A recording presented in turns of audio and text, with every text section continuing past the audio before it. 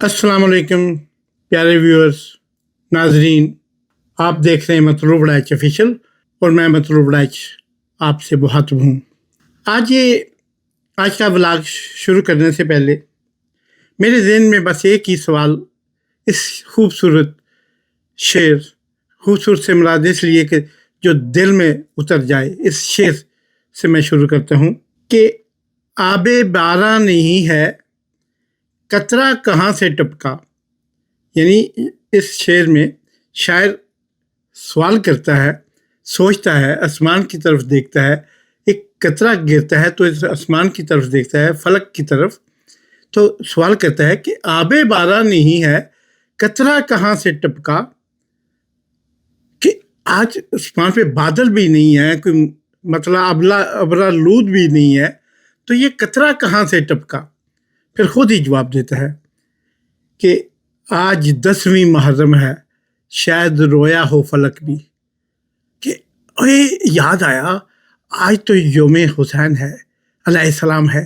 آج تو حسین کی شہادت کا دن ہے، اور اس لیے آسمان بھی رو پڑا ہے، اور یہ قطرہ یقیناً آسمان کے روتے ہوئے فلک سے گرا ہے۔ تو مجھے یہ آج 10ویں محرم ہے، مجھے بس اتنا کہنا ہے کہ وہ کون سی وجوہات تھی جن کی بنا پہ امام حسین، امام زمانہ، امام کائنات حضرت امام حسین علیہ السلام نے یزید کی یا ایک جابر سلطان کی بیعت نہیں کی، یا بیعت ماننے سے انکار کر دیا۔ چھوٹی سی بات، ایک ایسا فلسفہ جس کے اندر چھپا ہے کہ کائنات کی کل سیاہی اور کائنات کے تمام تر صفات اس کے آگے رکھ دیں،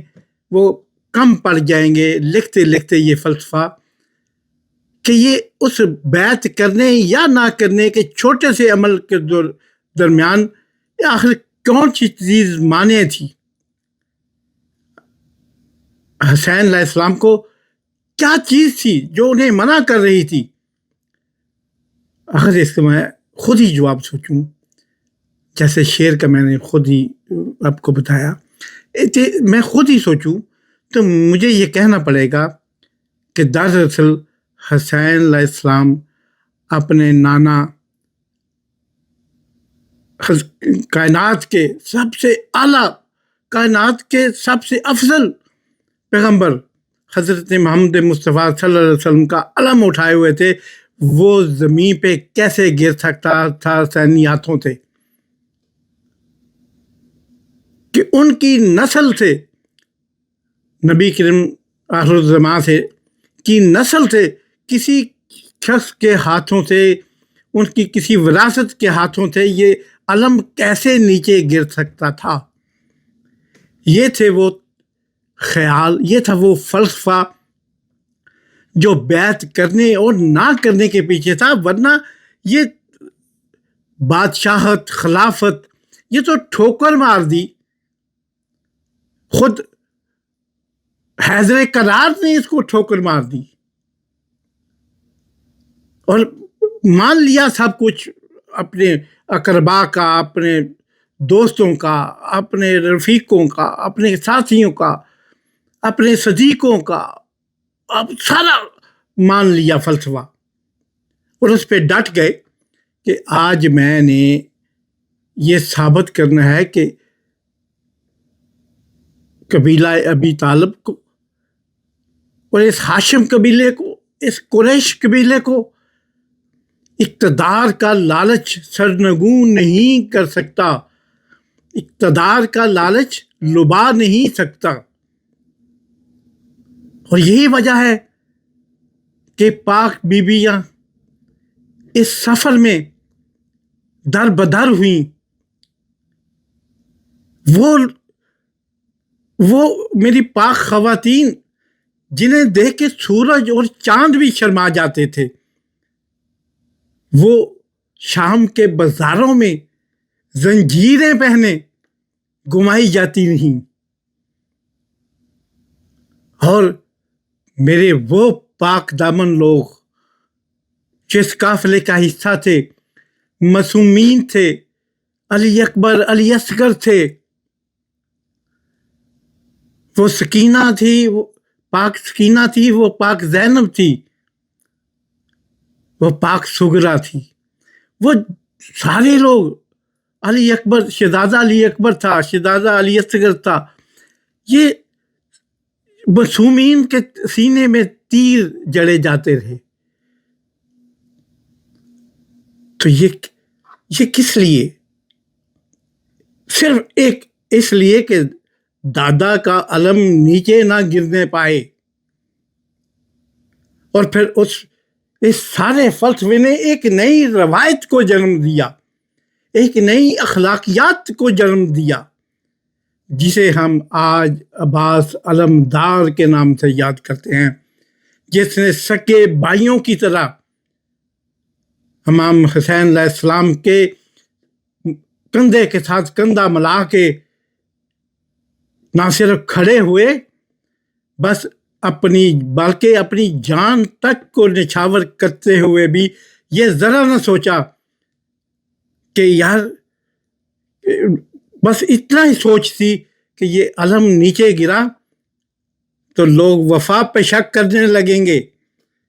और आज मैंने वफा पे आंच नहीं आने देनी। बस इसी वफा का नाम तब से अब्बास पड़ गया। वफा की अगर जदीद लुगत में कोई तारीफ है तो अब्बास रजी अल्लाह ताला अन्हु का वो पाक नाम है। तो जनाब, जब मैं सोचता हूँ मौजूदा दौर के तकाज़ों के मुताबिक अपने बच्चों को आज देखता हूँ, अपने इर्द गिर्द अतराफ़ में मैं यूथ को देखता हूँ, जवान नस्ल को देखता हूँ, मैं इन लोगों को देखता हूँ, तो खुद मेरे अंदर ये सवाल पैदा होता है कि कहीं मेरे अंदर ये बूढ़ा होता हुआ इस सवाल का जवाब मेरी नस्ल तक, मेरे बच्चों तक, हमारे जूनियर्स तक ये कैसे मुंतकिल होगा? क्या इन्हें बताया जाए कि पाकिस्तान बनने के पीछे महरक़ात क्या थे? क्या इन्हें बताया जाए कि पाकिस्तान बनने के बाद इस अलम को कैसे बुलंद रखा गया? क्या आपको बताया जाए कि मौजूदा दौर में भी जिस शख्स ने एब्सोल्युटली नॉट कह दिया था, उसने दरअसल इसी सुन्नत हुसैनी को लब्बैक कहा था। और आप देखें, कायद-ए-आज़म मोहम्मद अली जिन्नाह थे, आप एक इतने बड़े बैरिस्टर थे, इतने पढ़े लिखे कि हिंदुस्तान में, उस वक्त के हिंदुस्तान जिसमें बांग्लादेश, पाकिस्तान, श्रीलंका और भारत, अफ़गानिस्तान, नेपाल, भूटान, ये मालदीव और बर्मा तक इसी में शामिल थे। इस हिंदुस्तान में उस जैसा पढ़ा लिखा लायक फायक शख्स कोई नहीं पाया जाता था, और सबसे ज़्यादा फीस लेने वाला अपने दौर के वो मशहूर बैरिस्टर थे जिनका केस कभी रद्द ना किया जा सकता था। किसी जज में जो जुर्रत नहीं होती थी। उस जज ने फिर अवाम के बीच खड़े होकर धक्के भी खाए, उसको तोहमतें भी लगी, उसको ललकारा भी गया, उसको डराया भी गया, उसको धमकाया भी गया, और सबसे बड़ा जो इन लोगों के पास, इस यजीदी कुत्तों के पास हथियार होता है, उनसे उन्हें हज़रत कायद-ए-आज़म मोहम्मद अली जिन्नाह रहमतुल्लाह अलैह को इन लोगों ने लालच के पहाड़ उनके सामने खड़े कर दिए, सोने चांदी के अंबारों की बातें की, और उन्हें यह भी कहा इक़्तिदार का लालच है जनाब, तो मेरी बात सुनो। ये उन्हें नेहरू और महात्मा गांधी साहब ने ये फरमाया कि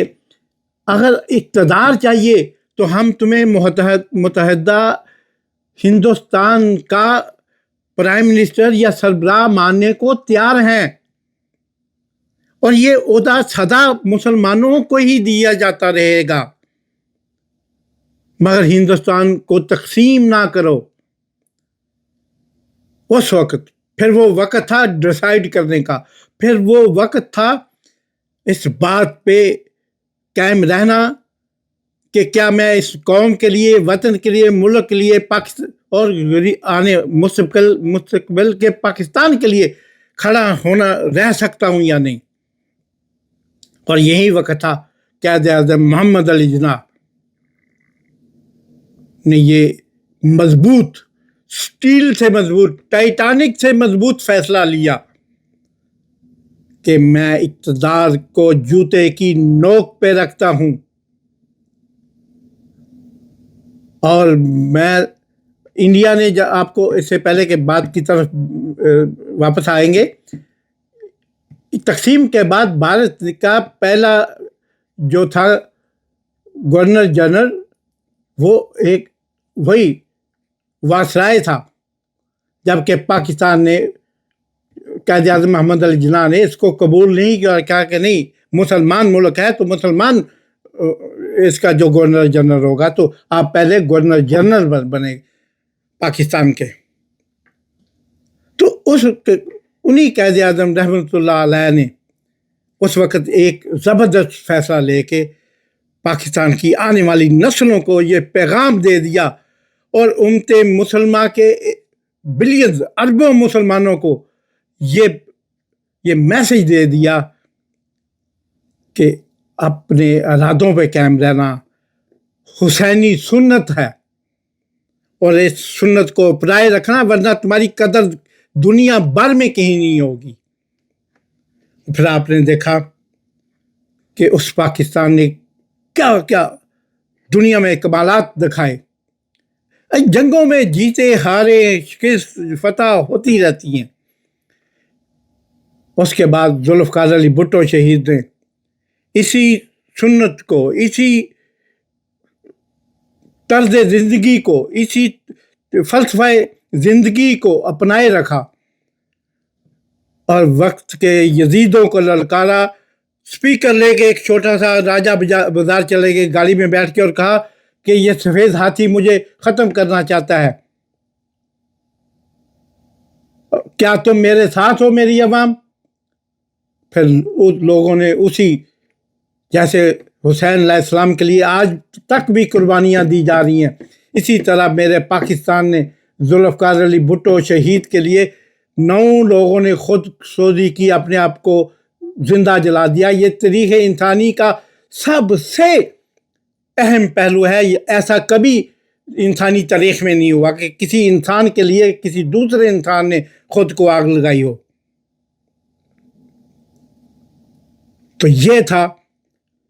ایک فلسفہ جس کو ذوالفقار علی بھٹو، ان کی بیٹی، پھر جن کو میزائل پروگرام سے ہٹانے کے لیے اس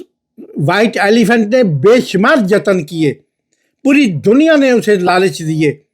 مگر وہ اپنے منصوبے پر ڈٹی رہی، اور یہی وجہ ہے کہ بعد میں وہ لیاقت باغ میں کی سڑکوں کے شہید کر دی گئی۔ اگر موجودہ دور کے ہم تھوڑے سے فلسفے کو جاننے کی کوشش کریں تو جیسا کہ میں نے ابھی کہا کہ کیا انہوں نے امتحان کی خاطر، ٹیسٹ کی خاطر عمران خان کو، جو وزیر اعظم تھے اس وقت پاکستان کے، انہیں ڈرایا، دھمکایا کہ اپنی ان باتوں سے باز آؤ، ہمیں بیسز دو، ہمیں ہر چیز وہ دو جو پہلے حکمران دیتے آئے ہیں؟ لیکن اس شخص نے، جس نے نبی کریم حضرت محمد مصطفیٰ صلی اللہ علیہ وآلہ وسلم کے علم کو UN کے، اقوام متحدہ کے اس بین الاقوامی اجلاس میں، سربراہی اجلاس میں، جب پکار کر کہا کہ اس نام کی نموز کے لیے ہم قربان ہوتے رہیں گے، اور اس کو آج سے اسپیشل درجہ دیا جائے، اور یہی وجہ ہے کہ اس دن سے، مارچ کے اس دن سے آج تک وہ دن اب رہتی دنیا تک UN کے فلیگ تلے بھی नबी करीम की नमूस का दिन के तौर पर मनाया जाता रहेगा। और फिर जब उसने उस टेस्ट केस के दौरान उस सहाफ़ी ने जब कहा तो इमरान खान ने जवाब दिया कि एब्सोल्युटली नॉट, क्योंकि वो जानता था इय्याका नअबुदु व इय्याका नस्तईन का क्या मतलब है। वो जानता था कि आज डट जाने का मतलब क्या है। सामने साफ मौत नजर आ रही है, मुसीबतें नजर आ रही हैं, अपनों में से ही वो गद्दार उठेंगे, मगर वो शख्स डट गया हसैनी इनकार की तरह। तो ये जनाब यही वो वक्त था जब इस पे ये शेर सादा कहा जाता है, जब भी कभी ज़मीर व ज़र्फ़ का सौदा हो दोस्तों, जब भी ज़मीर व ज़र्फ़ का सौदा हो दोस्तों, कैम रहो हुसैन के इनकार की तरह। ये अहमद फराज का ये शेर इतना, मैं कहता हूँ पूरे फ़लसफ़े को इस शेर ने अपनी तफसीर के अंदर बंद कर लिया है। इसका पूरी इस फ़लसफ़े की तफसीर इस शेर के अंदर पिन्हा है, इहाता कर लिया इस शेर ने। और यही वजह है कि आज हमें गमे हुसैन, इसके लिए कोई मातम करता है, कोई इबादत करता है, कोई न्याज बांटता है, कोई जिक्र करता है, कोई नात पढ़ता है, कोई कसीदा पढ़ता है, कोई मजलिस पढ़ता है, कोई नमाजें पढ़ता है, कोई रोज़े रखता है। तो हर शख्स अपने अपने अंदाज में उन्हें हसैनी इनकार को दरअसल वो ना सिर्फ तस्लीम करते हैं, तस्दीक भी करते हैं। और मुझे फ़ख्र है कि मैं तस्लीम व तस्दीक वालों में से हूँ। और यही आपको याद होगा हमारे आबा में, जब हम पीछे जाते हैं, इसी खित्ते के हैदर अली के बेटे, सुल्तान हैदर अली के बेटे टीपू सुल्तान ने जब उसको भटकाने की कोशिश की गई, उसको मलात देने की कोशिश की, हिंदुस्तान की बादशाही तक देने की बातें हुई, तो टीपू सुल्तान ने कहा कि शेर की एक दिन की जिंदगी गीदड़ की 100 साल जिंदगी से बेहतर है। और फिर ऐसी टोपी खींच के मारी, वो जो लोहे की पहनी हुई थी, ज़रा ऐसे मारी, उसको जन वासल कर दिया। तो ये है हमारी कौम की तारीख़, ये है पाकिस्तान और पाकिस्तानियों की, मुसलमान और मुसलमानियत की तारीख़, जिसमें बेशुमार वाक़यात, जिसमें बेशुमार ऐसे चीज़ें, ऐसी सुनहरी चीज़ें मौजूद हैं जिन्हें आज की नौजवान नस्ल को मालूम पड़ना बहुत ज़रूरी है। आज फिर 10वीं मुहर्रम है, अहद कीजिए, हम हक पे डटे रहना है, हसैनी इनकार की तरह हमें डटे रहना है। और कितने भी शिमर हों, कितने भी यजीद हों, कितने भी लाइन हों, हमें वो हमारा कुछ नहीं बिगाड़ सकते। अल्लाह ताला हमें हुसैन अलैहिस्सलाम के इनकार की तरह अपने असूलों पे, इस फ़लसफ़े पे डटे रहने की हिम्मत और तौफ़ीक़ अता फ़रमाएं, और इस शहीदी फ़लसफ़े को हम पकड़ कर इस दुनिया में इंशाअल्लाह और आखिरत में भी ज़रूर कामयाब होंगे। इस्लाम जिंदाबाद, हुसैन अलैहिस्सलाम जिंदाबाद, पाकिस्तान पाइंदाबाद।